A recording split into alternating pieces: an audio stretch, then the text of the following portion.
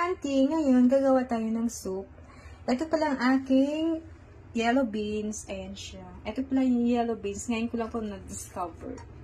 Tapos, meron akong ampalaya. Ayan. Sa Chinese po, fokwa. Kasi di ba maano siya?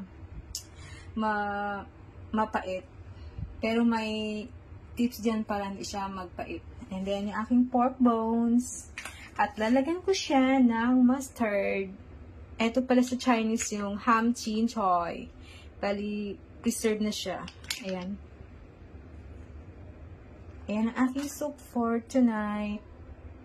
Tapos, pakuluan ko lang siya na within 1 hour and 30 minutes. Ba kayo na ang ampalaya, mapait siya, di ba? Lalagyan mo siya ng asin, tapos ibababad mo siya. Tapos mamaya, babanlawan mo siya. Ay, hindi na siya masyadong mapait.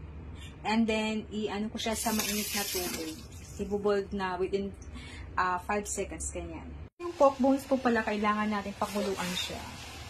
Ayan, pakuluan natin na hanggang maglabas yung parang white-white na ano. Kasi hindi rin natin alam kung madumi o ano itong pork bones na to. Ayan siya. Nilagyan ko siya ng konting konting ginger. Ayan. Para siya pakuluan, ilirin siya natin ng running water para mawala yung dumi. Ayan. Palaya natin, ihugasan natin siya ng running water kasi diba meron siyang salt. Ganyan lang. Ang palagay, ilagay natin siya sa mainit na tubig within 5 seconds para mawala yung pait niya. Na ang aking soup. Ayan.